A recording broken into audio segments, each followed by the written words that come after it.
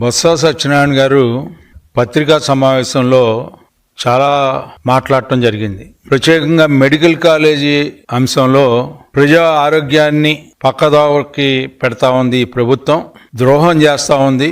మేము అన్ని కాలేజీల్లో పర్యటించి ప్రజల్లోకి తీసుకువెళ్తాం, ఈ అంశాన్ని ప్రైవేటీకరణని ఆపుతామని చెప్పి ఏదేదో మాట్లాడుతూ ఉన్నారు. మీరు మొన్న జరిగినటువంటి సమావేశంలో, శాసన మండలి సమావేశాల్లో మీరు చాలా స్పష్టంగా ప్రభుత్వం యొక్క వైఖరి అది ప్రైవేటీకరణ కాదు, పీపీపీ అంటే చాలా స్పష్టంగా వివరించడం జరిగింది నేటి వైద్య ఆరోగ్య శాఖ మంత్రి గారి ద్వారా. అయినప్పటికీ చెవులున్నా కూడా, వినపడ్డా కూడా విన్నట్టు, కళ్ళుండి కూడా కబోదుల్లాగా వ్యవహరిస్తున్నట్టుగా సమావేశాల్లో మీకు ఇష్టం లేకపోతే వాకౌట్, అసెంబ్లీ సమావేశాలకి పూర్తిగా మీ నాయకుడు, మీ పార్టీ యొక్క ఆలోచనని చెప్పలేక, వివరించలేక మీరు చేసినటువంటి మోసాలు, దగ, వంచన వీటిలన్నింటినీ ప్రశ్నిస్తారేమనే భయంతో ఈ రోజున మీరు బతుకుని కొనసాగిస్తూ మీరు మరలా మా మీద మాట్లాడటం అనేది నిజంగా చాలా హాస్యాస్పదంగా ఉంది. జరిగిన శాసన మండలి సమావేశాల్లో